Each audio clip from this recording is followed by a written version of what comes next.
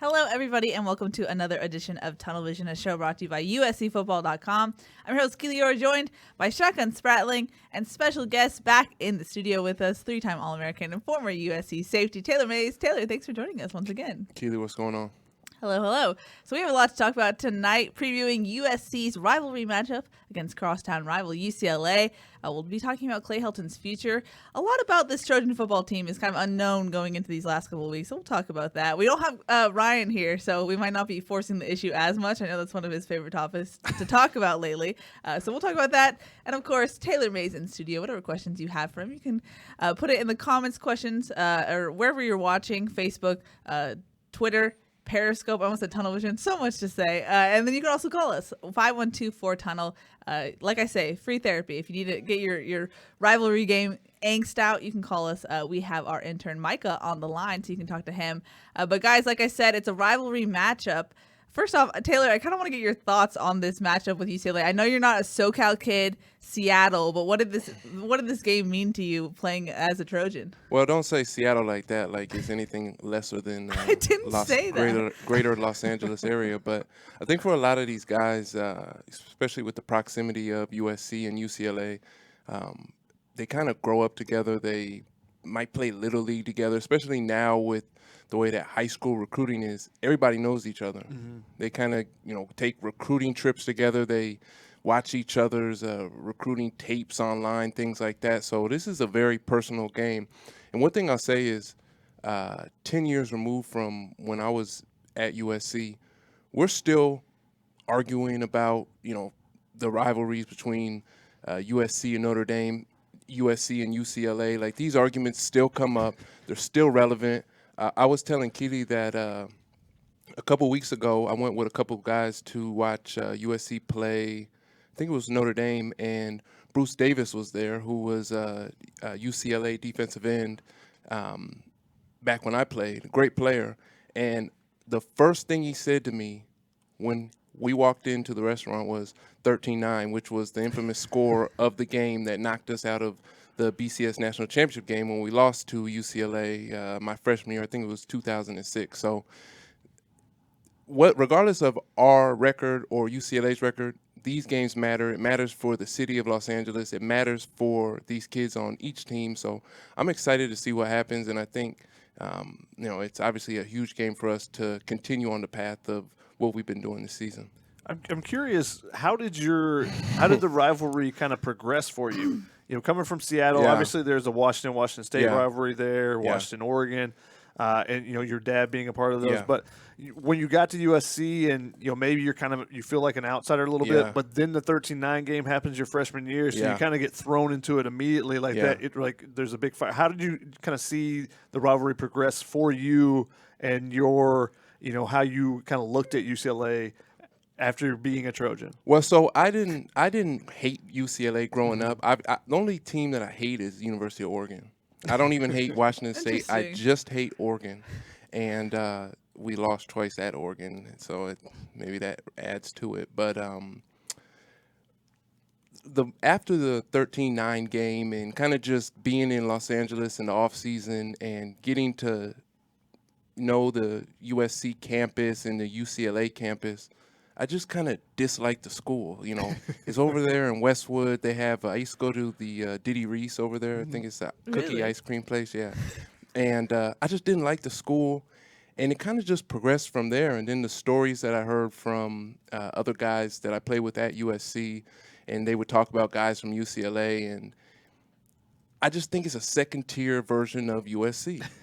And I know it's a great school academically and great at other sports as well, but it's just not USC. And I think a lot of the guys from UCLA want it to be USC, but it's not. So, well, it's some just major trash interesting. talking going Yeah, on. a little right now. bit, but It is rivalry week. it Obviously, is rivalry week. But I think it's just interesting because if you look at the majority of rivalries in college football between major universities, most of them are, Michigan, Ohio State, but they're separated from a little cross bit more straight lines, distance. state lines, or In a huge city, in the proximity that USC and UCLA are separated by, there's not a whole lot of rivalries like that. I don't know how far Alabama and Auburn are, but it's just not too many rivalries. Really, like that. the only thing that really compares, and it's not really a metropolitan area, is Tobacco Road when you have Duke and North Carolina, and that's basketball. A little bit different.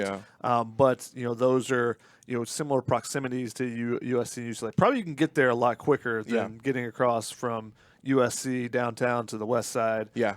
But in North Carolina, but it is unique because just like you said, everyone grows up playing against each other. Everyone goes to work with people that are UCLA fans or USC fans. Transcends football. It kind of is a constant thing. You see the banners as you go down the street. Yeah. If you're in a if you're, I don't know exactly how many miles it is. I think it's something like 13 or if it's even that. But if you're within a 10-mile radius of LSU or the University of Georgia or Michigan or something like that, you don't see a rivalry flag up there. That's dangerous territory you're going in. So it's really unique that there's so many people side by side the way that it is in this city. So how would you kind of compare just that factor versus you talked about the Washington-Oregon rivalry. That one's a cross state borders there. Yeah. So how different is it when you are that close and you see these people all the time? Well, I think, like I was saying, it does transcend football because if you look at other sports as well and you just look at it from just students going to school, I see a ton of the posters that say like house divided, USC versus UCLA, things like that.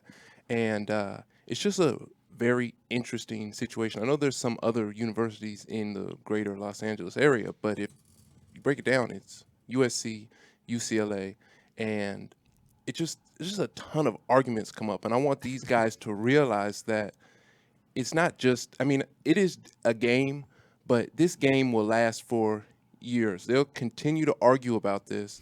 The guys that are fortunate enough to play in the NFL on both teams, they'll argue about this in the locker room. Like, this is one of the issues that comes up the most in NFL locker rooms is arguing about whose college football team was better. Seriously.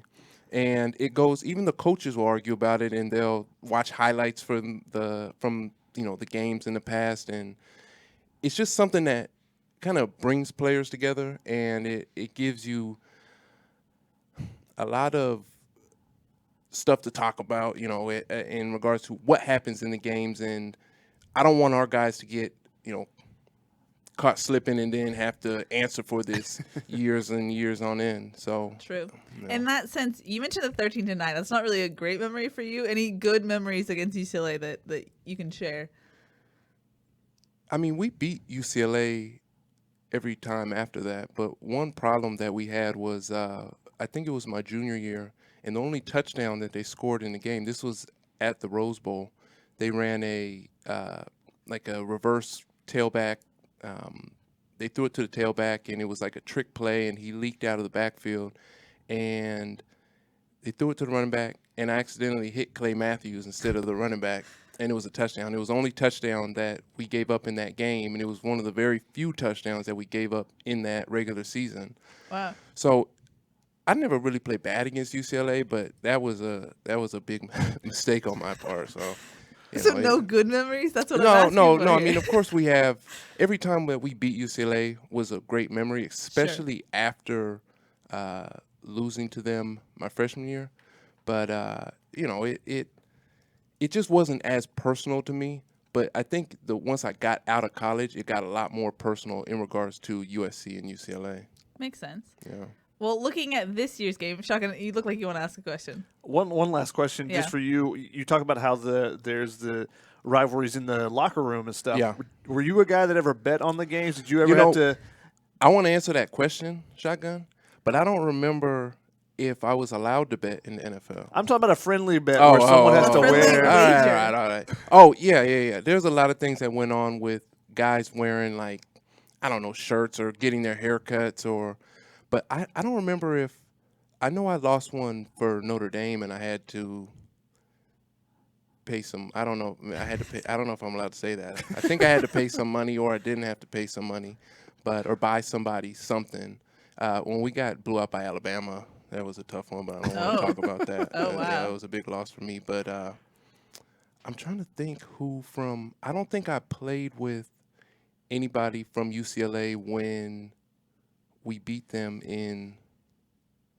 I'm trying to remember. I know a lot of the arguments that I've had are with guys that I work out in the off season that went to UCLA. Interesting. Yeah. And that's another thing. It's not just for the guys here because everyone comes back to Southern California Exactly. during the off season. Train, yeah. You're training, so you're seeing guys over and over again. It's a huge deal, and I think in the minds of our guys who are playing currently, they don't realize it because it kind of gets foreshadowed by UCLA's record, kind of our school's situation and what's going on with our AD and our the coaching situation. But it's a big deal, and it's a big deal for everybody else who's just a student at the school because it kind of gives them bragging rights for a year in the sense of which team wins. And in a rivalry game, you really have to watch out because you never know what can happen. You see kind of things happen. You see the crazy things happen in rivalry. We saw that last year. 2-8 UCLA team beats USC, so you never know what can happen. And the comment shock on YouTube says that you're the feds trying to get Taylor in trouble over here. I'm not snitching. I'm just thinking some of the friendly rivalry bets that go on where it's not trying to get you in trouble over here. Where Aaron Rodgers is having to wear Stanford gear or something. Those type of ones. Didn't know if there's someone on the Cincinnati team that you play with, you played for several years that maybe you went back and forth with or something like that. That was kind of my thought there. I know that after we lost to Alabama in whatever year that was, I know that was a rough one for me, but I have to. By the end of the show, I'll come up with something. Well, looking at this year's game, I think you have to revisit the 2018 game. I know USC's defense was definitely asked about that, just because Josh Kelly, UCLA's running back, torched their defense. He ran for 289 yards, and he's playing again this year. He was a little banged up in the beginning of the season, but seems like he's hit full stride. How does this USC defense take care of Josh Kelly this time around? I mean, it starts with tackling. Yeah. I mean, that's the biggest thing. They missed a bunch of tackles in that game. There was some formational stuff, and Chip Kelly did a really nice job with the way he designed some of those run plays and how they were using Theo Howard in particular as an extra blocker and, kind of sucking USC safeties in to an extent. And I think that it starts, though, with when you get him in grasp, pulling him down on the ground. And Joshua Kelly, give him a lot of credit. He's a tough guy to tackle. Like Zach Moss, he keeps that low center of gravity and can run through some arm tackles and stuff. So you got to be better than they have been in some of these games where they face some tough running backs to bring down. I mean, Christopher Brown was off to a great start for Cal. 2 carries, and I think he had 29 yards his first 2 carries before Kristian Richter put his helmet in the middle of his chest and he didn't come back. But I think that's where it starts. It starts with tackling, but then just having that pride about you, I think, this is what happened last year. Yeah. We're not going to let that happen again. Yeah, I think for any defensive player, any defensive coach, most people pride themselves on stopping the run first. Because once you can stop the run, then you enable yourself to be able to just play defense. And for us, especially coming off of last year, if I was a player on last year's team coming into this game, that would be my number one priority. We have to stop the run. They're getting the running back, Joshua Kelly. We want to show him, you did what you did last year. He's a solid running back. He's a great player. You're not going to do it again this year. That's my priority as a defensive player and as a defensive coach. And one thing about tackling and guys getting good contact on the running back, it also helps to swarm. Because sometimes it's hard to make a tackle by yourself. You grab the guy, you're driving your feet. But when other guys have good effort to the football, it helps because swarming to the ball, you grab a guy and somebody else comes and grabs him. It just makes a huge difference on defense. Something small, as effort's not small, but effort is something that you can control. And especially in a run game, if Joshua Kelly's running, on the perimeter or in between the tackles, effort can really help a defense. And hopefully these guys will have really good eyes and being able to see their keys, because we're talking about Chip Kelly and the misdirection. The misdirection is ran so that you get out of your gap. And if guys are able to have discipline and remain true to what they're supposed to do on every single play, then guys don't fall outside of their gaps. Guys don't get out of place. Everybody does their job, and that's really how a defense plays together as a cohesive unit. And hopefully that's what our guys will be able to do. It's hard, but that's what we need to do, is be able to stop them rushing the football. And when USC has really sold out against the run, which is what I kind of expect them to do in this game, they've done pretty good job. You look at Eno Benjamin, the numbers he had against USC in that Arizona State game. Same thing with Cal. They were going to sell out against the run there to an extent. They were going to try to stop them from, they're going to force the quarterbacks to make throws.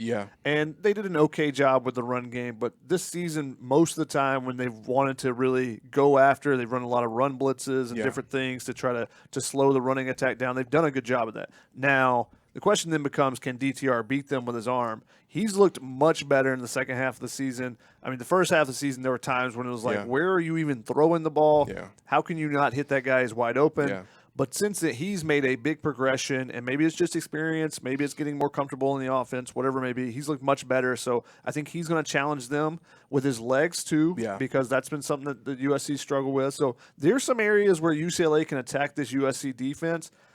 The other question is, can UCLA's defense stop USC's offense? And that's going to be a much bigger question, I think, in this game on the UCLA side, because the USC's receivers are eating right now, and UCLA's defensive secondary has not been good. I mean, they're giving up almost 300 yards a game. One of the worst in the country. It doesn't help when you play a 67-63 game. You give up a lot of yards in that one. But USC's got to take advantage there, and they got to take care of the ball. I mean, turnovers are going to be huge in this game. USC's actually moved ahead of UCLA in turnover margin. They're not last in the conference anymore. They're now 11th. Ta-da! So both teams are terrible at turnover margin, but USC has done better recently.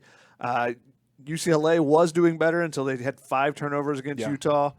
Now, because of that game and USC getting a couple against Cal, USC is actually is -7. UCLA is -8. So neither one of those is good, but tells you that turnovers could play a big impact in a game like this, where you two teams that have given the ball away, one of them gives it a ball away a couple of times, and things can turn on their head, especially a rivalry game. That momentum starts rolling, and things can get out of hand. Well, what do you take away from this UCLA team as on a whole? You mentioned DTR has kind of been inconsistent. So is this UCLA team in general. I think they thought they were turning a corner when they had that win streak, and then they kind of just met a wall when they played Utah. Is this the Utah loss for them? Is that something that you can't really then gear back up and try and ramp up and have a better game against USC? Or is the rivalry game kind of refuels you? What are you expecting from this UCLA team? Well, I think every single team has its ups and downs and has its situations that it has to learn from. We sure have had our ups and downs as a team this year. And for this UCLA team, I mean, at one point, they were pretty hot. They had won 3 games in a row, and then they went into this Utah game and got smoked. And DTR at quarterback has, I think he's like 16 or 17 of their turnovers on offense total. He's turned the ball over a lot, and he's turning the ball over on some weird plays, kind of just scrambling around. It looks like the ball hits his side or something like that, and he's fumbling. And it poses an interesting threat to us as a defense, because we can't count on those type of turnovers to happen in the game. And the other thing is, if Joshua Kelly gets kind of comfortable running the ball against us, DTR is a mobile quarterback. He can run play action. He can run type of boots where they're getting him out of the pocket. He can use his legs to create second chance opportunities, throwing the ball downfield. And against any defense, that's hard, because it is very difficult to cover for 5, 6 seconds downfield. So if we could stop the run and force him to have to be a drop back passer, I don't think that they can beat us.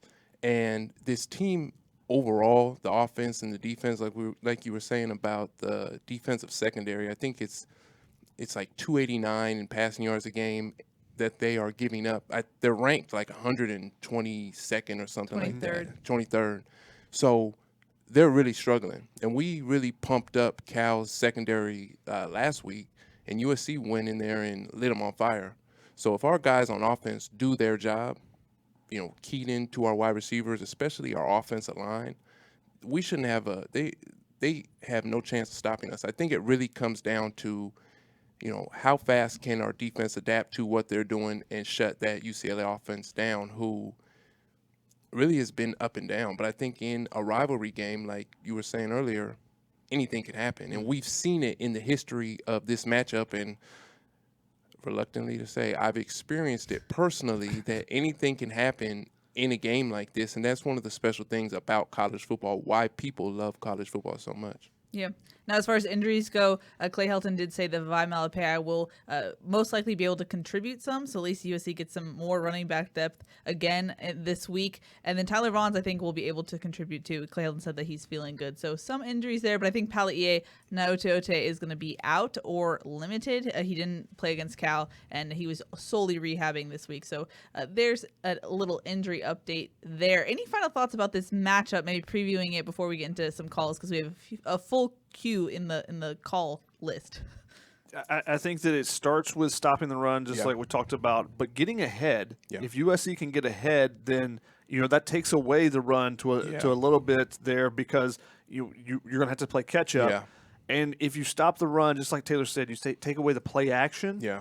And take away potentially the read option. Yeah. And those are two things that can be really, can be a strong suit for DTR in this offense. So getting out ahead, and if USC can control the ground game offensively too, that would help a lot. Getting Stephen Carr back was huge. Yeah. Not because of what he ran. He got 20-something yards, 19 yards on 9 carries, gets the touchdown, nice. But his pass protection was huge. Huge.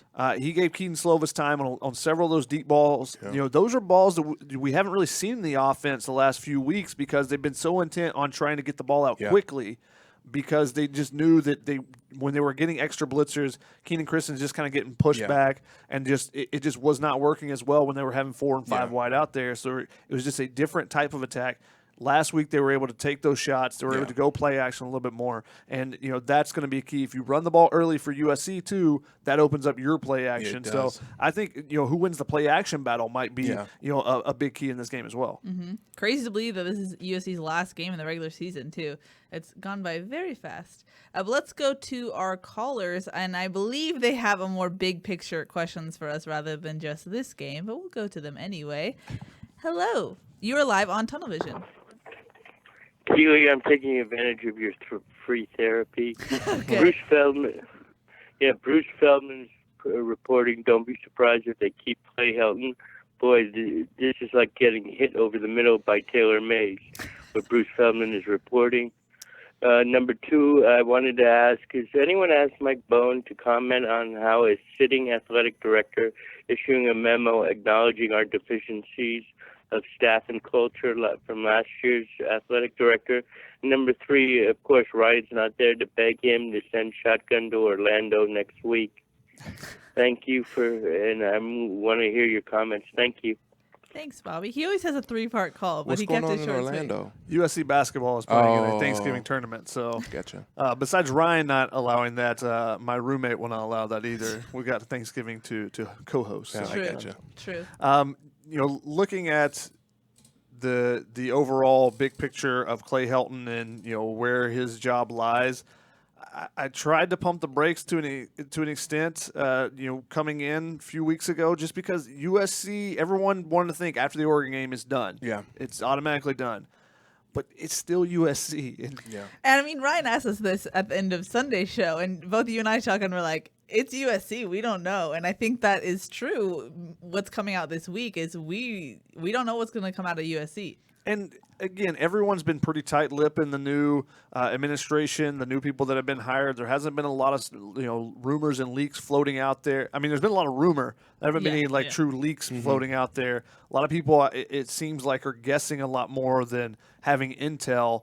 So we don't actually know. We haven't heard anything directly from Folt or Bone about the direction of this. Bone has basically said, he talked to the LA Times the other day, that he's not going to he's not going to rush into a decision. Now, does that mean, hey, we're waiting to see whether they make the Pac-12 championship and Utah loses? Does that mean we're waiting to see how they do against UCLA? Does that mean we're waiting to see how they do in the bowl game? We don't know exactly. He didn't play a full. He didn't put all the cards on the table. Yeah. He just kind of glanced one of them, let you see that he's got a king or an ace in the hole. Give it a little show, real little quick. Sample. Yeah. So we don't know exactly the direction it's going yet. We're still hearing a lot of things behind the scenes, but it's some of it is actually going both ways. You're hearing one thing, and then someone else has a completely conflicting point of view on the other one. So I think that part of it is new people are coming in, and how much are people that were previously in power, how much power are they going to retain? Yeah. How many people are going to be retained? Who is going to be retained? All those type things I think are playing into this situation. I just think because of the turnover that is happening with a new president and now a new head of the athletic department, then there's a lot of people in the athletic department that don't know exactly what's going to happen themselves. Yeah. So I think it's still up in the air. Even the national reporters are saying, well, it's not happening at all. Still, you go, well, we'll see. Yeah. I don't, it feels more, this week it feels more like Clay Helton has a much better chance of being retained. And I'm sure it did not hurt that his first time auditioning live in front of Mike Bohn, they put up 41 points and they blew out a team, and Mike Bohn's on the sideline at the end of the game going, hey, this is fun. Yeah. Yeah. He wasn't on the sideline for that Oregon game going, hey, this is not fun. Yeah. So I think that that plays into it. There's a lot of things that will play into it. If you were to fire Clay Helton, there's a big buyout to go there. And people like to say, well, the boosters will take care of it. It's a lot of money. And people forget that you can't just put it on someone else, but like they'll take care of it. You have to look at it and say a lot of money has to be rounded up. It's not just one person opening up a checkbook for those type of things, because it's not just, hey, you have to pay, we'll say $20 million to Clay and his staff. It's also, hey, you have to pay the new coach and all his staff. So there's a lot of stuff that goes into that, and it's not as simple as just saying yes or no. Yeah. So there's a lot of factors that go into it. The budgets that are at the athletic department, all those type things, all that will play into it. And when Mike Bohn comes in, he doesn't just get told, hey, you got a blank checkbook, go do what you want.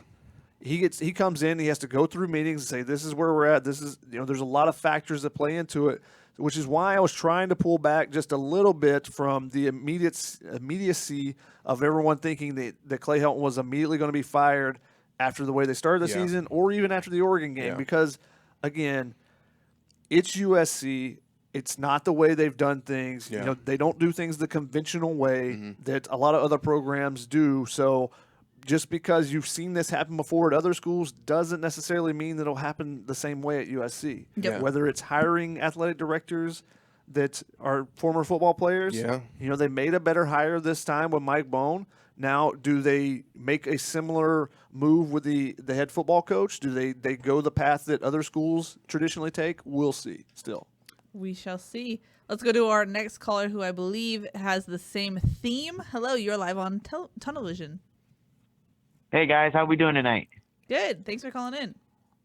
Good. So quick question. I want to go back to the first part real quick about what Taylor Mays says about how close USC, UCLA are. Even here in San Diego, it's pretty split. You see everyone wearing either UCLA or USC. It's just not LA. It's a whole Southern California thing, in my opinion. It's just split down the middle. And that's what makes the rivalry so unique. Like you said, that there's no real rivalries that close to each other. Anyway, my real question is that if say Mike keeps Clay Helton, I just feel personally the backlash would be too much. I mean, not just from the fans. I think there's going to be alumni, donors, all that. I just believe the backlash would be insane, and you'll be playing. They already are playing in front of empty Coliseums already. I just couldn't imagine what it would be like next year, knowing Clay Helton is still the coach. Thank you, guys. Appreciate it. Can I go? Yeah, I will say that it's a very difficult situation, because if USC wins out, let's say they beat UCLA, and let's say they don't go to the Pac-12 championship, but they go to whatever bowl game and they win that bowl game. What is that? what would their record? 9-4. 9-4. So 9-4. It's not great. It's not horrible. It's better than 5-7. Obviously, the problem is I'm not defending Clay Helton or USC, but I don't want them to just hire a head coach just to hire a head coach. I want them to hire the right head coach for USC.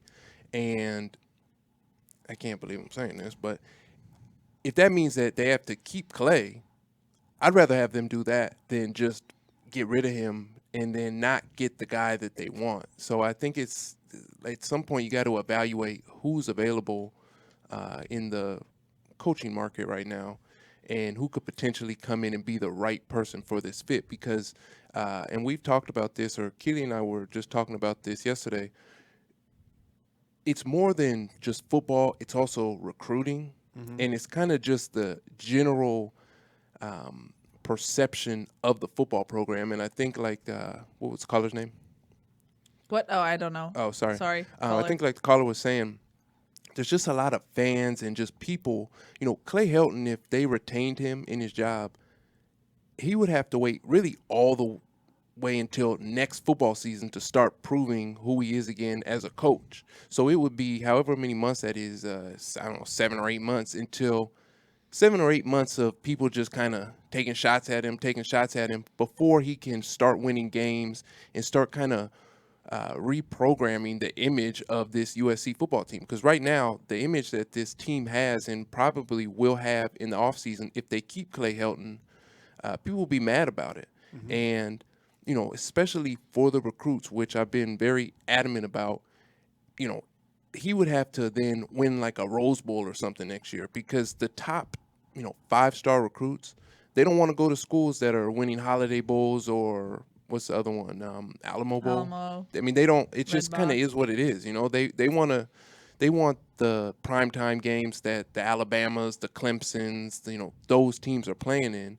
And just saying, somebody like an Urban Meyer, you bring him there, it immediately draws the attention of everybody from around the country. And I think USC football deserves a head coach like that. And I would like them to bring a head coach like that to this football program when that type of coach is available. So it's kind of like a... So in that sense, is it Urban Meyer or bust for you? No, I'm not saying it's Urban Meyer or bust, but I told you yesterday that when Pete Carroll came, he was coming from the NFL. So, he had struggled in the NFL at that point, but he was coming from being NFL head coach. So it kind of was relevant to him being at USC because he was coming from being an NFL head coach. So somebody that kind of has, I don't want them to hire somebody that once they say the name, fans are like, who?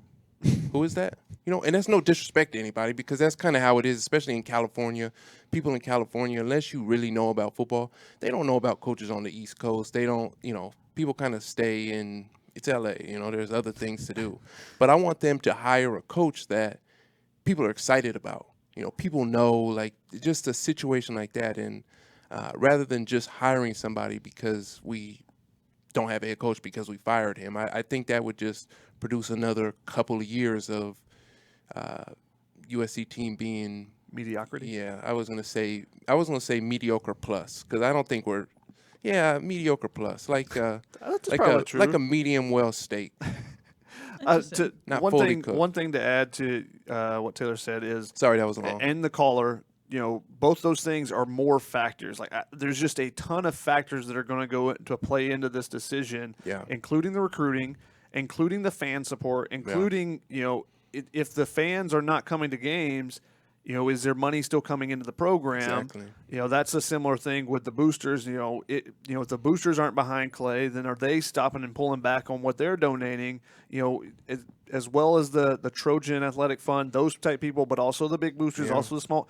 All those people play a part in it, and everyone, if you listen to Mike Bohn, everyone has a say. So if you have an opinion on it, you should send Mike Bohn an email, or go up to him at a basketball or volleyball game. He has been very receptive to chatting with everyone and kind of getting everyone's opinion and seeing what they have to say. So, you got to give him credit for what he's done so far. He said he was going to listen, learn, and then lead, and so far he's definitely listening and learning.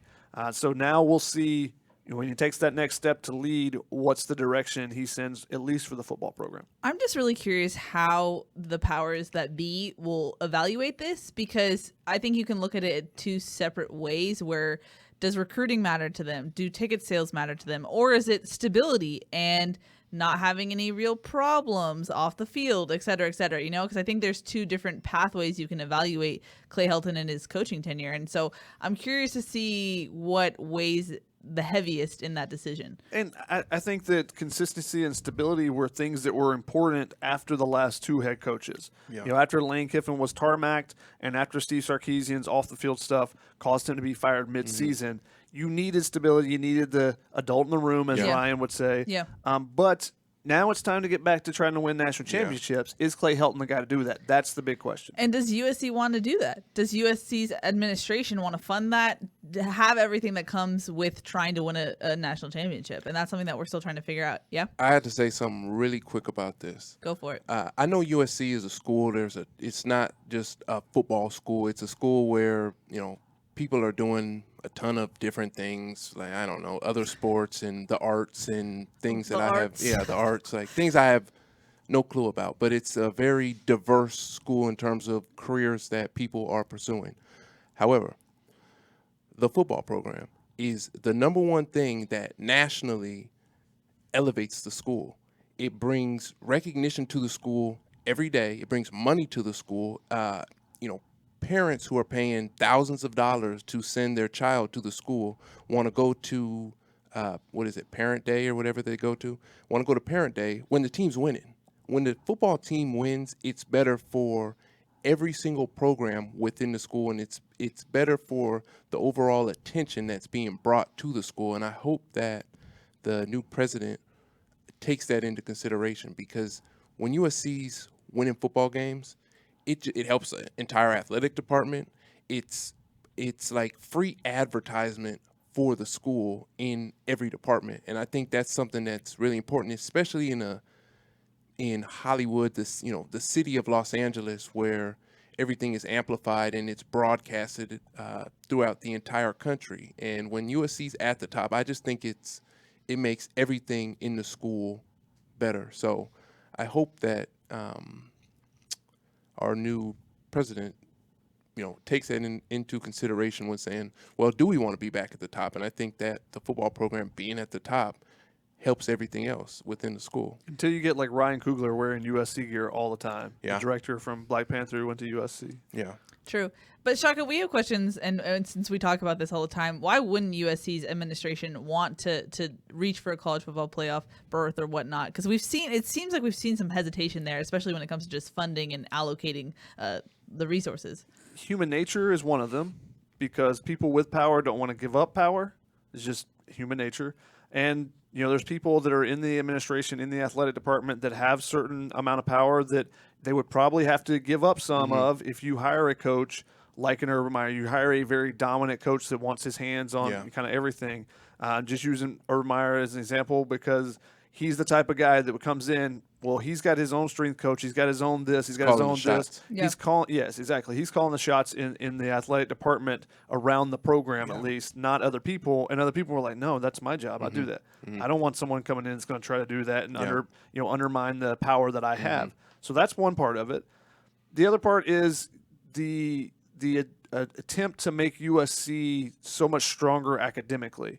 It's been a 25-year process, starting with I believe, Sample, and it's been phenomenal. USC's academic rankings have been outstanding. Some people see that as those two paths have to diverge. That you can either be Ivy League or you can be Alabama. You can't be both. Yeah. That's not necessarily the case, but that's the way some people see it.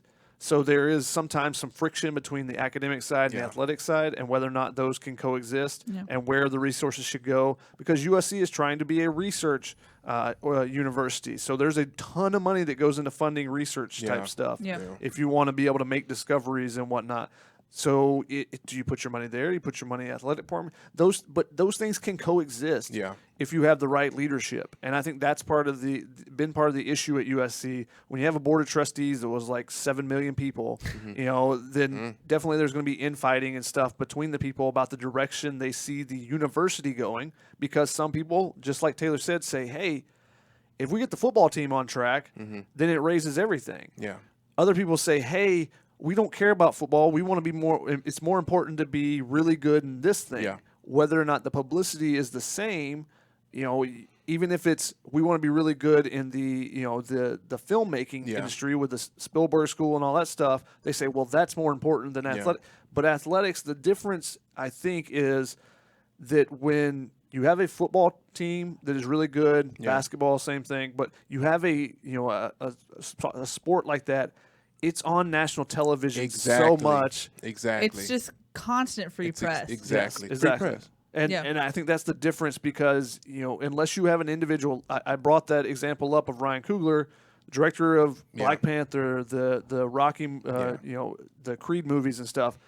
He's a USC alum. Exactly. But does everyone know that? No, unless he is wearing USC gear in every interview he does and going forward, and Steven Spielberg wears USC stuff every time he does an interview, then it doesn't have the same. You're not seeing that logo at all times, which what you do on any highlight program or anything like that when USC football is mentioned. Well, when USC football is at the top and there's Will Ferrell or somebody on the sideline, it's just that would be the right combination in my opinion. When USC was playing in the national championship and like Snoop Dogg didn't go to USC obviously, but the celebrities come down and they're on the sideline. That's kind of the face of what, in my opinion, just makes the school better. And I agree with the academic side. And if you look at Stanford, you say it's Stanford and people, recognize it as a premium academic institution. But they're not talking about Stanford football. I know other sports at Stanford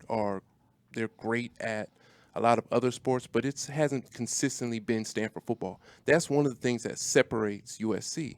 If we could elevate the football team along with the academics, like you're saying, that would be the right equation. And I don't think that – I think naturally people say, well, sports don't matter. Obviously, academics matter, and I would agree with that. But I just hope that they don't – I hope that they still – put enough attention and money into the football programs because it does elevate the rest of the university, in my opinion.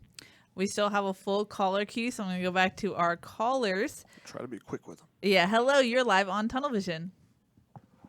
Well, I'll try to make it quick. Thanks. First of all, Keely, you and Dan are just great on instant analysis. Thank you. Question is, why are you only allowed, and is it just USC, is it other schools, that only allow the media 20 minutes the first part of practice? The other thing, I'm really interested, and we all want to know, what do all of you do postseason? Write, other publications, and things like that. What do you do? And last but not least, just a comment. Shotgun, this is for you because Ryan isn't there. How about the basketball team, undefeated, and all those great freshmen? So I'll leave it at that. Thanks for taking my call, and I'll listen. Thank you. Bye. Of course. Thank you. First off, the media restrictions, that's kind of become the norm in college football. Last year we used to see the whole full practice. Now we only see 20 minutes. USC's better than other institutions. We do get some leeway when it comes to interviewing players. We can have like pretty much anyone we want to talk to. Some programs just say, hey, these are 3 players, you get to talk to them, whatnot. So we do get some more leeway, but they're getting tighter and with their restrictions. And say if Urban Meyer comes in, we probably won't see any of practice. So that's the difference. And then postseason, what we do, it never stops. USC football is always crazy. Look at last year's offseason. We had a lot to cover. Brew McCoy, Cliff Kingsbury, et cetera, et cetera. There's the first signing period. It's coming up December 18th, I believe. And then there's a second signing period. And then spring football, lots of recruiting camps, the opening, et cetera, et cetera. So there's always something to do. And basketball, too, which is a perfect segue for you, Shotgun. Yeah, speaking of the basketball team, obviously they're off to a 5-0 start. Big test this weekend Starting on Friday, they play Temple. Temple, a team that was in the NCAA tournament last year and has two really good players. They're averaging, I think, 16 and 17 points a game on the guard position. It's still a work in progress. Like I said, there's 5 true freshmen. Drake London's going over and checking out games, sitting on the bench when he can. But it's a young team and an old team at the same time. It's a dynamic group where they only had 4 returners, but they brought in 2 grad transfers. So they're still kind of working out the kinks of the rotations, who works well together. I think that's still something that they're learning in this non-conference schedule, but they've been playing really well. They get really great spurt ability. They're like an NBA team. They can get hot real quick and go and score several buckets in a row. Nick Rakocevic is playing tremendous down low, playing the 4 position now instead of the 5. He and Onyeka Okongwu are a really good, fun match. And then Isaiah Mobley is continuing to progress as well, the other 5-star forward. So those 3 bigs down low are fun to watch, and the young kids on the wings are continuing to progress as well. It's going to be a little bit of a rocky non-conference, I think, just as far as playing to their potential. There's been a lot of turnovers and stuff so far, but I think that it's important to get those guys opportunities now before you get the conference schedule, and then try to figure out the locked-in rotation where you kind of trim things down. But so far, so good for them. When the boss man's away, we can talk about basketball. Pretty exciting. Boss man actually covered 2 basketball games. Which is just so weird to me, but we'll move on. Also, people were asking where he is. He has family in town, so the wonderful Taylor Mays filled in for Ryan. So thank you, Taylor, for that. Upgrade. Shots fired. But let's go to our next caller in the queue. Hello, you're live on television. Hey guys, how's it going? Good. I've heard you guys kind of talk a lot about money and funding, and there has to be a Clay Helton buyout. I mean, no disrespect to Florida State, but they just forked over a ton of money to buy out Willie Taggart. Why wouldn't USC do that? I would assume we have deeper pockets. Why don't we look at that as an investment and just kind of preparing for the future to try and make the school better? How Taylor was saying. Just kind of get your thoughts on that. What's interesting is Florida State. Now, there were some other issues going on at Florida State besides just the funding, but one of the things that Jimbo Fisher really wanted was upgrades to facilities and stuff. And if that $20 million would have been spent a couple years before, is Jimbo Fisher still at Florida State versus Texas A&M? If there weren't other issues, probably. That was a big thing, is getting that extra money. So it's not always that simple as just – you're forking it out now. If you forked it out 2 years ago, maybe then you still had a national championship coach rather than Willie Taggart or now whoever's coming in. So it's getting people to buy into the vision. Now, if the vision is, hey, Urban Meyer says that he's coming, then, people will probably donate the money and would be interested in paying that. But not everyone is Urban Meyer. If you tell them James Franklin or PJ Fleck or Matt Rule or something, people might be like, Matt Rule? Yeah. Oh, he had an undefeated team until he just blew a 25-point lead against Oklahoma. But they'll be like, I don't know who that is. Why would I give you my money type thing? Yeah. So this is where it goes back to fundraising for an extent, which is why guys like Pat Hayden and Lynn Swann were hired, because they could tell them and sell them on the football side of it, like, oh, this is why this is guys, and they would listen because it's Lynn Swann telling them. But it's more complicated than just saying, hey, can you give us some money? And they would just be like, blank check, we'll write here you you go. Check, Yeah. You got to remember people's emotions and feelings involved, and especially when the checkbook's involved. Yep, for sure. Thanks for the call. I believe it was Mitchell. We still have a full queue, but I want to jump into some questions to make sure we give some love to the Facebook, Periscope, YouTube crew. First up is from hip-hop lover John, who says, which other USC player in history, excluding Matt Barkley, do you think had the best game versus UCLA? I don't have the full knowledge on this. This would be better for Ryan since he's working on his USC book. But the one that stands out to me in the recent decade is Alan Bradford. He was a monster against UCLA. He had the stiff arm in back-to-back years. Yeah. Great photos. I got one of them. Did you take that photo? Not the one with the very powder blue, the very baby blue one. But the next year they had a little bit darker color, and I had a great shot of it. He was a monster in those 2 games. I think he had over 200 yards in one of them. He had like 5 touchdowns in the 2 games combined. So he's a guy that kind of stands out in my mind, in recent memory. I'm trying to think. I don't know if we had. I guess it would be Matt Barkley. That's the only player that I can think of that was out there just The lighting 50-0 them game? up. Yeah, yeah. We have a question for you, Shotgun, from Brian, who says over under at 10 flags on Saturday. Definitely over if you're talking about both teams. But if you're talking about USC, over.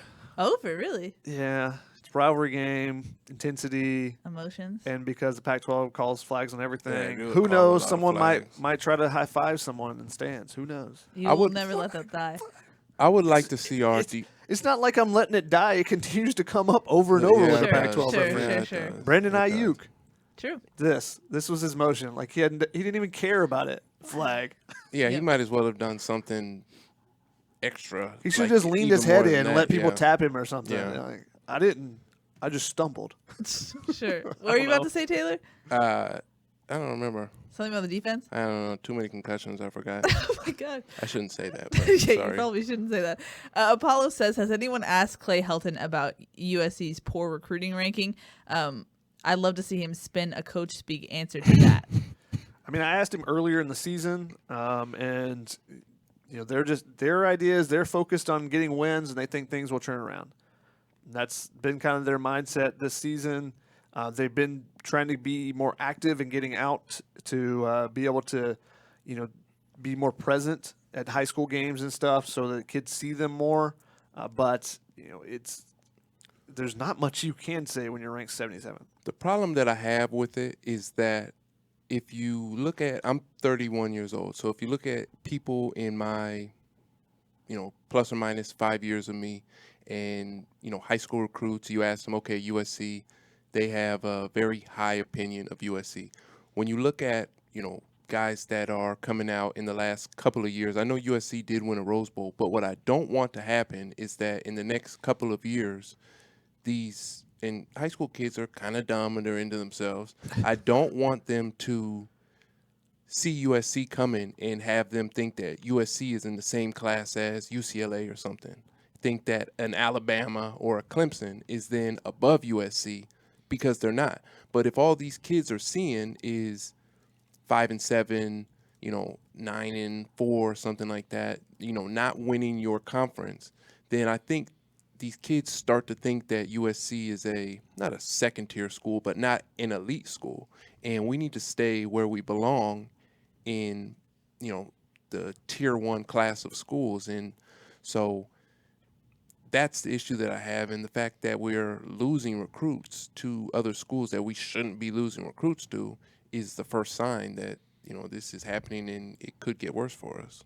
Yeah, and you hear you hear players talk about Oregon for one. They get excited about Oregon offer. Exactly. You hear, Alabama came out, and that's It's always important or always special to kids when they get a national offer and they start getting national offers, but it should still be when you get that USC offer. It should be one. It should be in the same class as what you were still saying. be above that. Yeah, like exactly. it's in that class, but also it's my hometown school. I've loved them since I was a kid. Yeah, and it's not. We're not hearing exactly that. Yes, and I know some people have asked about 9-4. The potential of 9-4 is not terrible. No, it's not.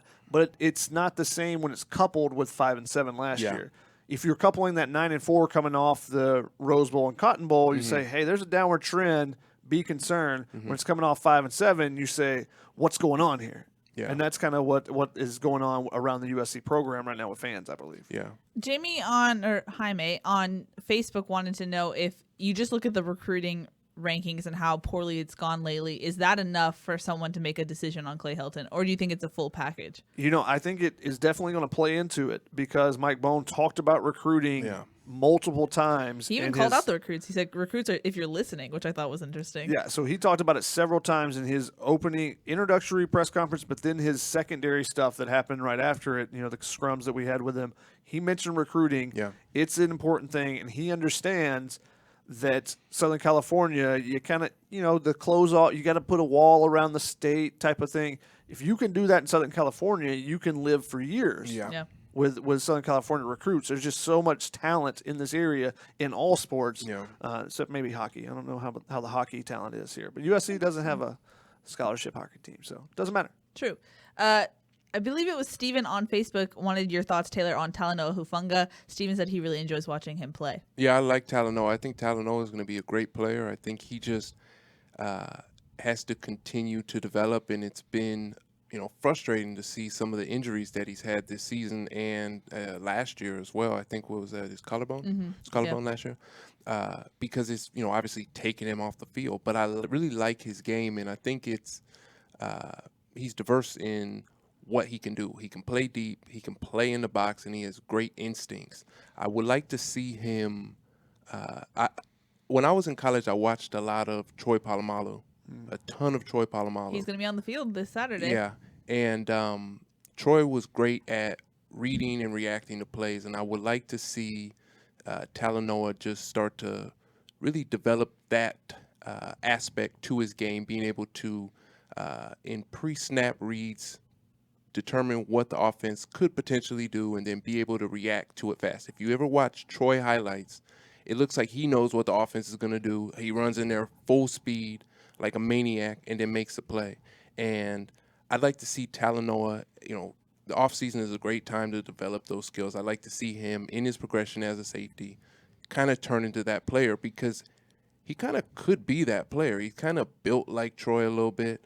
And that he's an in-the-box safety. I think that would be the type of player that he would go towards being. I think he has the potential to do it. Troy's the best, obviously, and I think it's a fair comparison. How do you train for instincts, though? Because a lot of that, reading and react is one thing, but just having the instincts to know, it helps when you've done film study. Yeah. All the other training goes into it. Yeah. But when you say that guy just got great instincts, you kind of know that a guy like Troy Polamalu, Evan Weaver, that guy's got great instincts. Yeah. Junior Seau. Yeah. It just when you say, it kind of seemed like they know what the offense is doing before they were doing it. I think that comes down to instincts. How you train for that? So I'll say this. It comes down to almost like there's things that you can control and things that you can't control. You can't control your speed sometimes. You can do all the working out, but sometimes people just max out on speed, and it's just what their genes are, what they're naturally given. There's other things that you have control of in terms of knowing what an offense does. So if you're looking at the formation of an offense and you watch film and you look at the formation or where the tight ends lined up, there are pre-snap keys that you can go off of, right?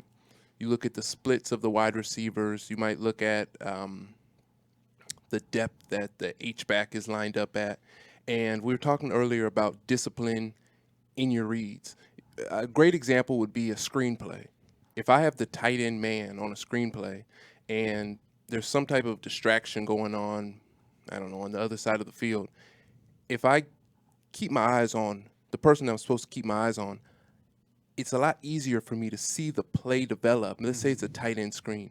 If I keep my eyes on the tight end in front of me, the play develops. Let's say it's like fake play to the right side, but I keep my eyes on my person.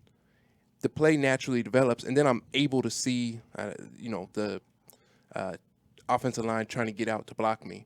But if I get caught up in the flow of the play, I might be in position to still guard my guy, but I'm taking my eyes off of what my read is.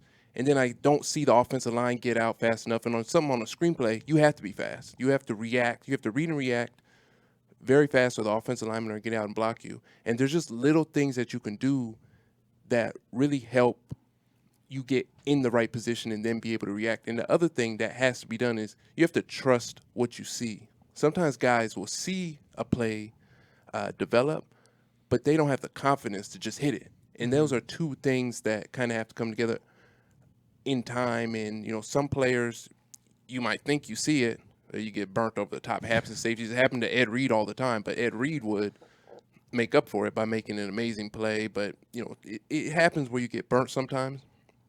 But I think just becoming a student of the game and seeing it over and over and over again, you start to have a feeling for. That's why you hear guys talk about, the difference between their freshman year, their sophomore year, because the more reps they get at it, the game really slows down, and they know how to read a receiver if he's running an inside route or an outside route.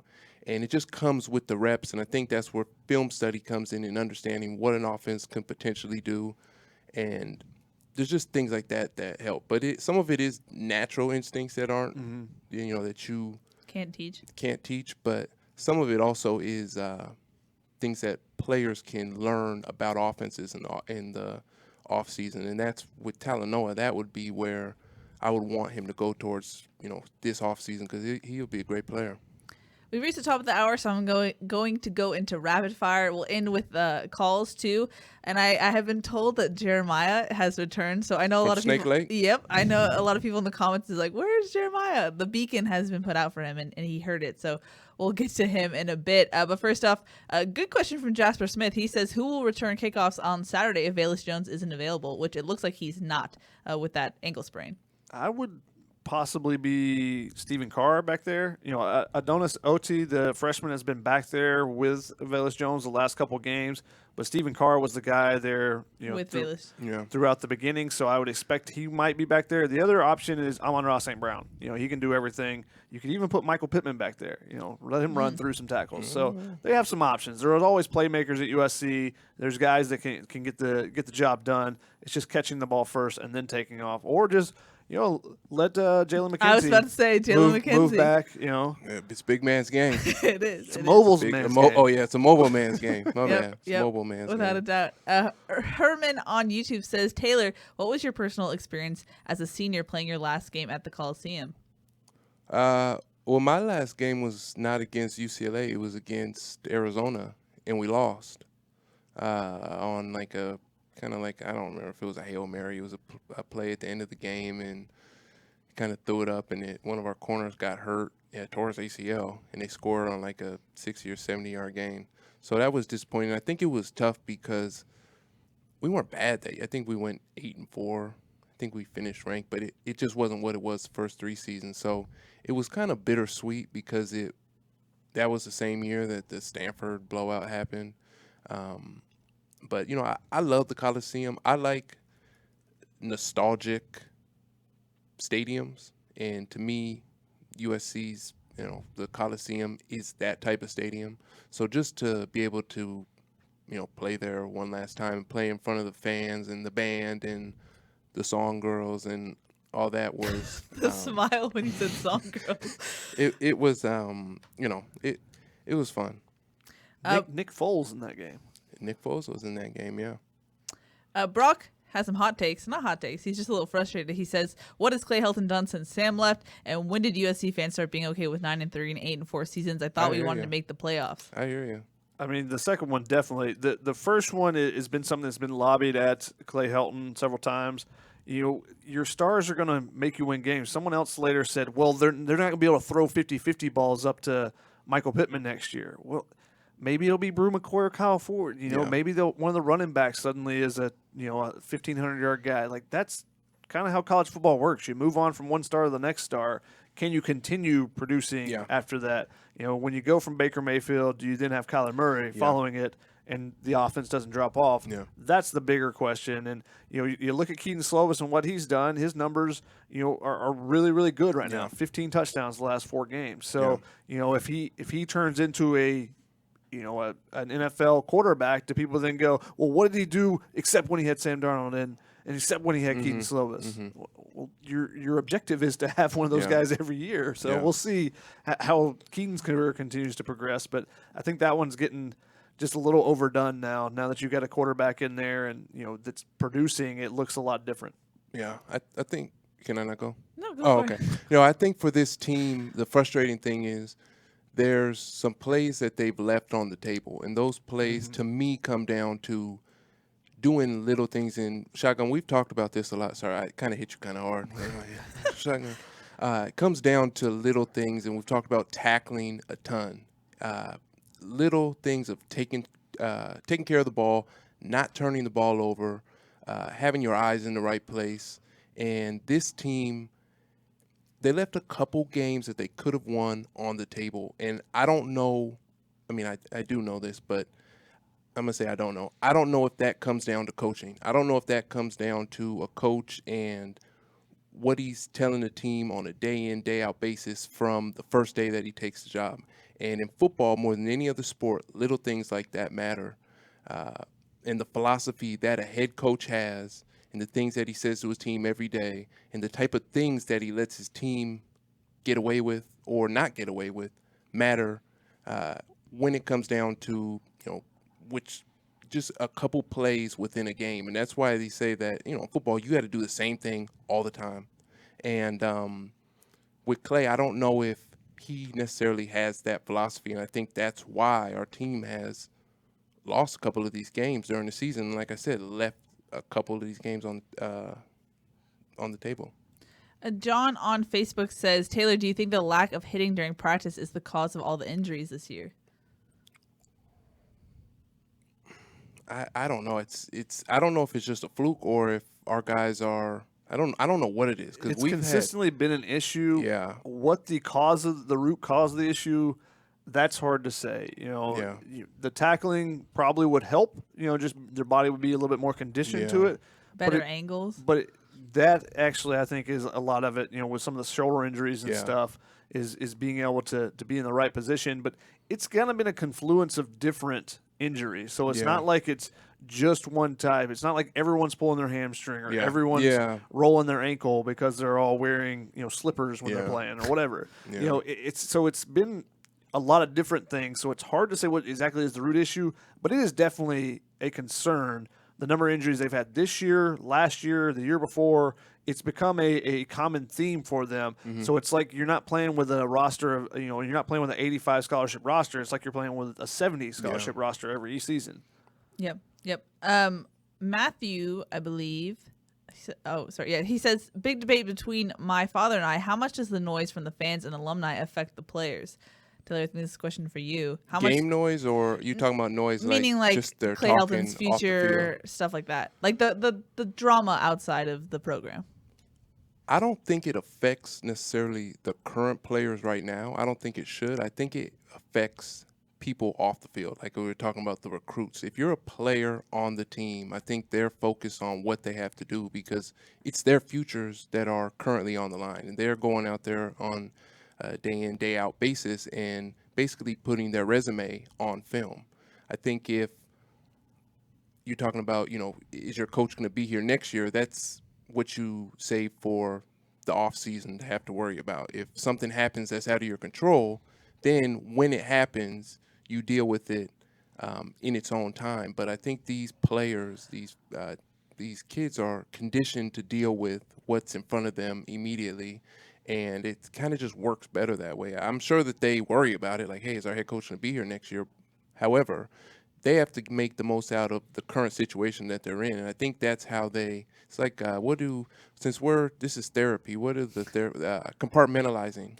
Sure. They're compartmentalizing what could potentially happen and just focusing on, the task at hand. Yeah, just like Taylor said, I think it's more of an off-season thing. Yeah. I went through a coaching change in college. Yeah. It's something that comes up more frequently in the off-season. You start talking about it with your teammates and stuff. Alan said, if USC wins out and continues its offensive pace, do you think Pittman has a real shot at the Biletnikoff?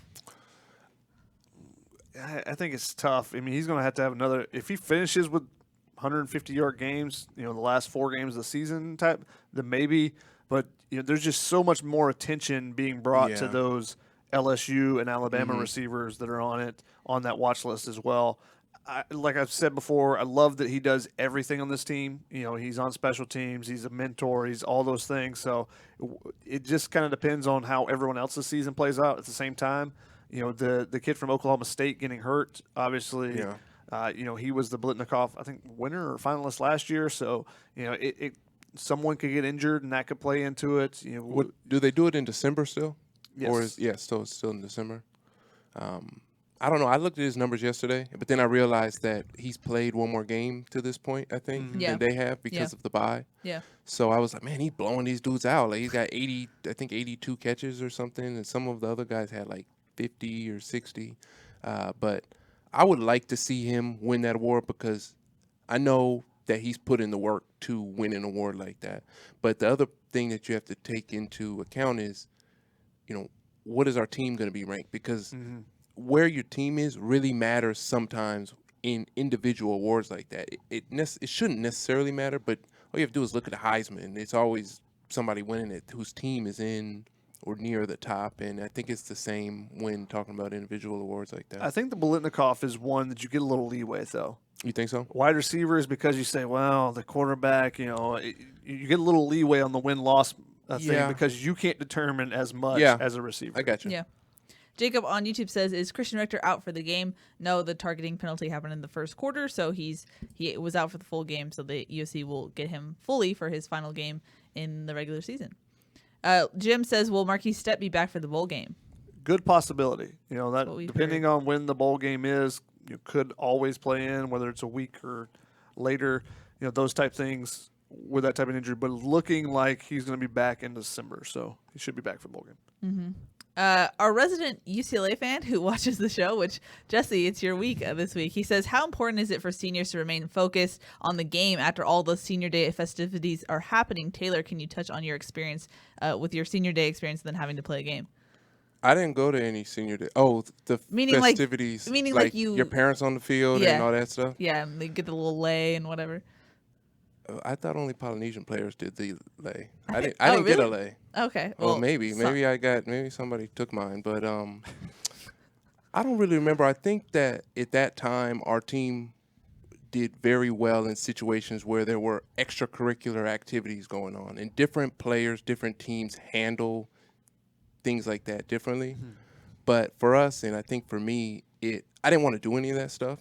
So it was more of a pain than anything else. You didn't want to see your parents? No, of course I wanted to see my parents, but I just kind of wanted to – I don't care about those type of things. So if to our guys and them being there and, the families being able to come down on the field and enjoying the experience is a great moment. And it's, they'll take the photos and the Snapchats and they'll remember it forever.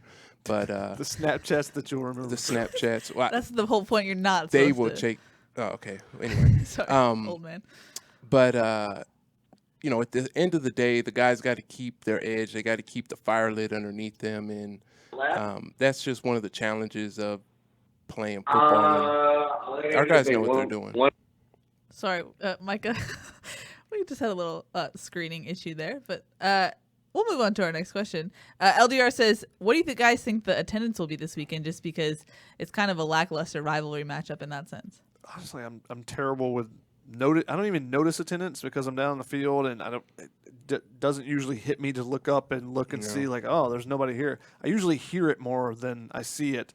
I'm like, you just don't feel the energy in the stadium, or you're just like, wow, it's really loud, and you look around like, oh, this place is packed, type of thing. So I think that because both teams think they can win, I think that adds to it. I think more so than last season when it just looked like, UCLA's terrible. Like if USC's team this year was playing last year's UCLA team, so a team that's 7-4 versus the team that was 2-8 going in, then I think the attendance would have been much less. But I think because both teams have been, before last week UCLA was playing better, but because they're playing better and because USC's bowl eligible and UCLA's trying to fight for that, I think they still have a shot. Maybe not. But I think that there's going to be more anticipation there, and fans will come out a little bit more than maybe people are expecting. Coach V on YouTube says, what are the expectations for USC's young secondary? How good can they be? I think they could be really, really solid. I think it will start with, obviously, Talanoa and Isaiah Polamau. Isaiah's one person that I think has made a lot of progress during the season, and he made a play the other day against what was the interception that he had when he was in tip ball over the middle? No, the one on the sideline. Arizona State. Arizona State. That was a great play, and we watched it on the watching the film of it. He kind of read the formation, read the quarterback's eyes. The quarterback was kind of three-stepping and throwing a fade down sideline. That was a elite safety play. So if he can continue to develop and kind of like what we were talking about with Troy earlier, being able to read and react quickly. The one thing for Isaiah is he's got to tackle a little bit better. He gets in position, but he's got to tackle. And I would say that our corners is one of the hardest positions besides quarterback. Our corners have to work on their game in the offseason and being able to play man-to-man, not get freaked out when the ball's thrown downfield, being able to stay comfortable and, make a play on the ball. But our secondary could be the best secondary in the country. starting next year if they progress in the offseason. I think the biggest concern is our corners being able to really work on their game in this offseason and being able to, play man and being able to tackle. That's the other part. Elijah throws his body in there like a crazy man, but sometimes he's got to be able to make sure that he's making contact with the running back's legs rather than just, whiffing. But they're going to get there. Freshman and sophomore, too. Yeah. I mean, they're all young kids in there, except for Isaiah's the old man. I think it's his third year in the program. Yeah. If anyone just saw me freak out right there, it was because Ryan came in and I did not expect him to be here. I don't know why you're here, but he's here. Someone doesn't read their messages. Anyway. I'm only producing a show, Shotgun and I didn't freak out, but I heard it. Whatever. I'm jumpy in general, and that was just not good for my nerves. The thing that we've had a lot in our comments, but I have not really asked it this season, but I think it's worth asking now since Kedon Slovis has really come into his own these last couple of games. What does the quarterback competition, if you will, look like next year when JT Daniels comes back? I mean, an ACL injury is hard to come back from as a quarterback given where that injury happened in the season. But what are you expecting as far as the quarterback goes?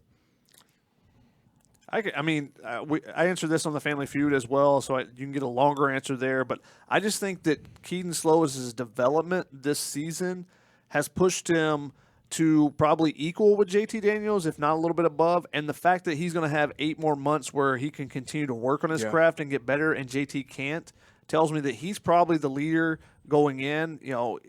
Some people may want to say definitely the leader, but he's playing great, and he's made a lot of strides since that Notre Dame game, coming back from that and, not turning the ball over there. I think he really learned a lot of stuff going into that. He really struggled early with that drop 8 coverage. Well, guess what that Drake London touchdown was? That was drop 8 coverage. Yeah. Didn't get panicked. He's been nice and calm in the pocket. Watch our film study as well. We talk about his pocket mobility, his pocket movement there. The fact that he doesn't get rattled when, there's a free runner coming. Mm-hmm. Guy coming straight at him, he just kind of jukes him a little bit, creates a little bit more time, and he get on that in particular play that we show on the film study. He gets 6 yards out of it or something instead of taking a 6-yard loss, and it was a first down play. And those type plays are huge and kind of go unnoticed because 2nd and 16 versus 2nd and 4 is a huge difference, especially if it's early in a drive, because you start getting that drive moving and things can happen. Whereas if you get backed up 2nd and 16. You throw it once and you pick up 4 yards and you don't get it on 3rd and 12. You're punting immediately. Defense is right back on the field.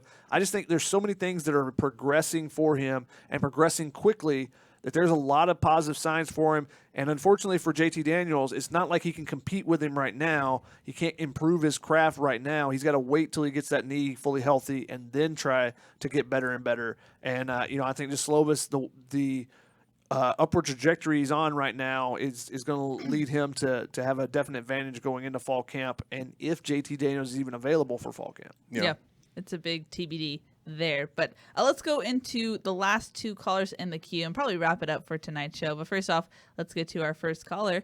Hello, you're live on Tunnel Vision. Hello. Hi. Hi. My name is Mike, calling from Seattle, Washington. Hey.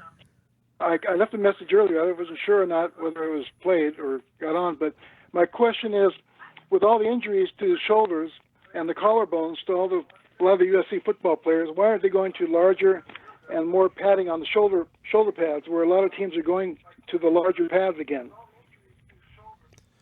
I actually don't know as far as an equipment changes there. I just remember when I was in high school, we went and visited Florida State, and it was so different seeing our high school pads, and they were huge, bulky, and they had these streamlined, super slim, and they were just sexy, to be honest. When you look at them, it's like, wow, those are amazing. Yeah, you like touching them. Yeah, and Taylor, I'm sure you have a much better breadth of the shoulder pads you played with from high school to college to pros. How much did they morph as far as during your playing days, and did you see a lot of changes, even during your time in the NFL maybe? Well, it's funny because a lot of the biggest players, meaning offensive linemen or defensive linemen, wear the smallest shoulder pads because defensive linemen don't want to get grabbed and offensive linemen don't want to get grabbed by the defensive linemen. So they're almost wearing like those things that Napoleon wore on this thing, like those, I don't know what it's called, that suit. But very, very small. I think the problem is where guys hurt their shoulder is it's in direct contact with the shoulder, so that's part of it, and being able to cover up your deltoid. But the majority of shoulder issues, in my opinion, comes from guys making bad technique when they tackle, sticking their arm out. And it happened to me in the NFL. I stuck my arm out, running back hits my arm, and my shoulder comes out. And then you tear your labrum, and that happens a lot. So they teach defensive players to tackle by getting your helmet and your shoulder on a player. I don't know what the statistics would say about, direct contact with your AC joint and or your collarbone in relation to the shoulder pads. But I feel like in college football and in the NFL, along with helmet research, equipment companies are doing as much as they can to, take care of the football players. So I don't know if anybody would be wearing shoulder pads that these equipment makers thought was, potentially gonna, put them in a vulnerable situation. I think it just comes down to players being able to do extras. Like if Talanoa has shoulder issues, he needs to spend extra time doing exercises to strengthen that shoulder. Just like if you tore your ACL, you need to do exercises to strengthen your, what is it called? Your knee joint. Your quad, or your IT band, Sure. or your calves, stuff like that. And that's kind of just part of doing the little things that we've talked about on the show repeatedly, and taking care of your body and being a pro. Yeah, Yeah. every pitcher goes home with a band that you can do arm motions with Exactly. to strengthen your shoulder, Little and things. elbow, and all that stuff. And strength and conditioning's changed over the years, especially over the last 10 years, where guys used to just put 500 pounds on there and, be meatheads. And now guys are basically doing like cross-body rubber band exercises and things like that because Doing the it's rope. beneficial. Yeah. I will the say, rope. though, looking back at your playing days, I know Taylor, what you're going to say, but that's not true. I know because I always make fun of you. No, for my it. shoulders. No, I was just big. I had small shoulder pads. I just was really Okay, big. that's always his response. But the shoulder pads looked huge back then. But now, the call everybody's waiting for. Jeremiah from Snake Lake, you were live on Tunnel Vision. Jeremiah from Snake Lake, how the hell is everybody? Hello, how's it going? It's going good, Keely, but damn it, you need to learn how to pronounce Seattle correctly and with Oh. respect. You That is Taylor Mays. Hey, you over heard there, me. Damn it. That's Taylor Mays. And I know he's 31, but he looks 28. All right?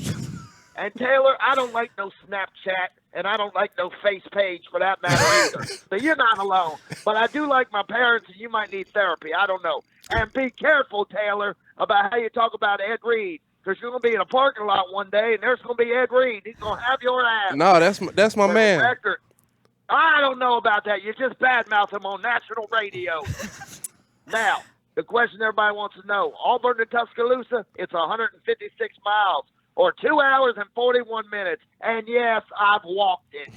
Yes, I've walked it, and it ain't 5 minutes either, people. All right. Now, there's a lot of BS going on here tonight with this. Well, Clay Helton's on a roll, and he's winning games. Y'all, they did not bring in Daddy Bone Collector not to fire Helton. Daddy Bone Collector is here to fire Helton.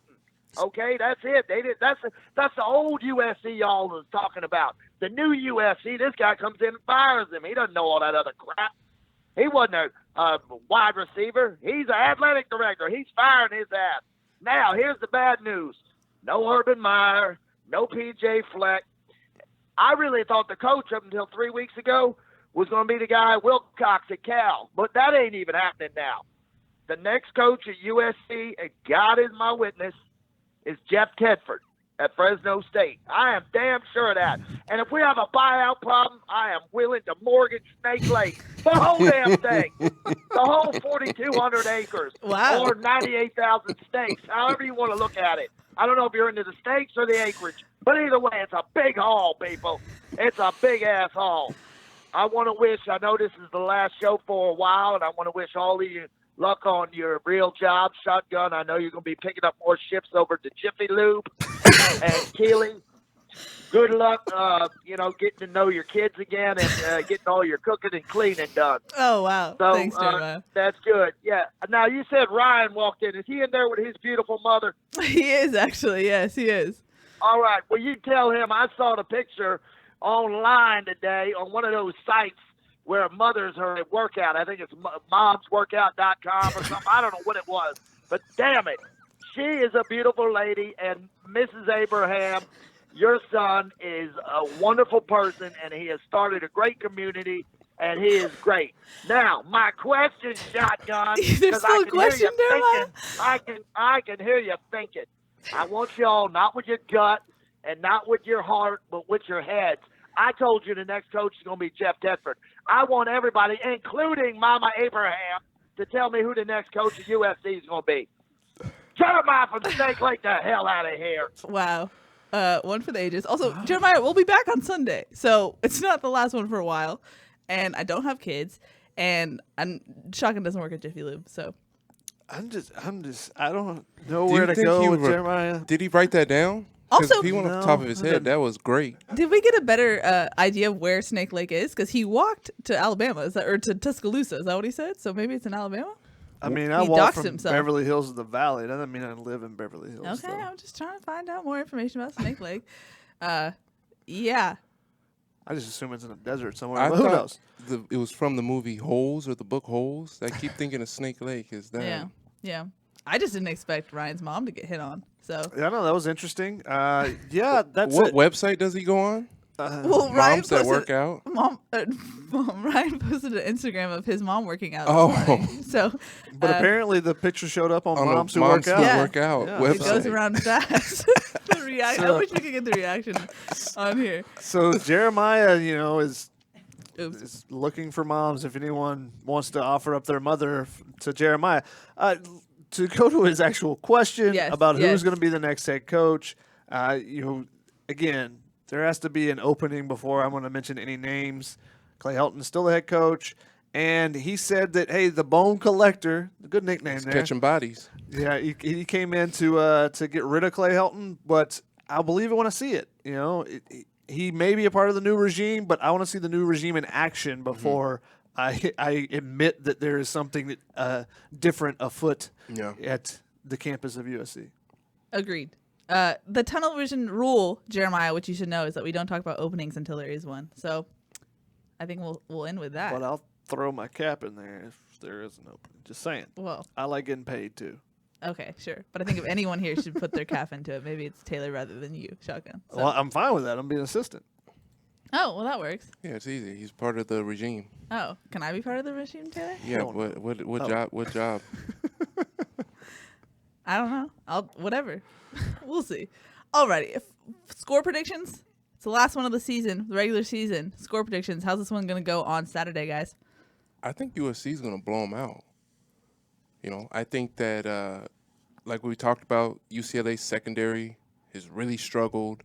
We don't know what DTR we're going to see on Saturday, but if you look at what happened against Cal and the progress that this football team made against Berkeley, if they take that into this next game, I think they're going to steamroll them. If they get the crowd behind them and the players don't get distracted by what the caller was talking about with, saying hi to their parents on the field and all that. Nobody wants to finish their career at USC on a bad note. I know I did in the Coliseum, but these guys don't want to do that. I think that this UCLA team, they just struggled. And coming off this Utah game, I don't think they're ready for what they're going to see against us on Saturday. So, I don't know if it'll be 41-10, but I think it'll be a solid performance from us. And I think our defense really stepped up last week, which it will do again this week. I predicted 38-21. I think I'm going to stick with that. The one thing that USC needs to be concerned about on that UCLA defense is in the middle of that defensive line. Osa Odigizua. Yeah. Odigizua. Yeah, nailed it. Double O in the middle of their defensive line has been a beast. Yeah. He's been on Pro Football Focus's national team multiple weeks this season. They've got to shut him down, and the fact that he could be going up against Justin Dedich with one career start, there's a little bit of concern there about him getting into the backfield and disrupting things, both in the run game. Like I said earlier, if USC can get their run game going early, it just opens up everything and so many more options for them and for Keaton Slovis. I think they still will throw for a ton of yards, but I think it just adds up so much quicker if they can run the ball a little bit early. I just think that USC's receivers versus their secondary is a matchup that is a nightmare for UCLA. Ryan talked about it earlier. We're talking about how they're better in zone defense than they are with man, but or the other way around, they're better in man defense than they are in zone. But if you're going to play man against USC, that's just a bad idea. Well, you better blitz and get there quickly. Yep, make it count. Alrighty, I'm also predicting a USC win, so there we go. But that's going to wrap it up for this week's show. Taylor, thanks so much for coming on. We always appreciate it. Thank you. Sounded so sad about it. Thank you, Keely. We'll be back on Sunday talking about the game, our post-game reactions, all that good stuff. But that's Shotgun. That's Taylor. I'm Keely. We'll see y'all on Sunday.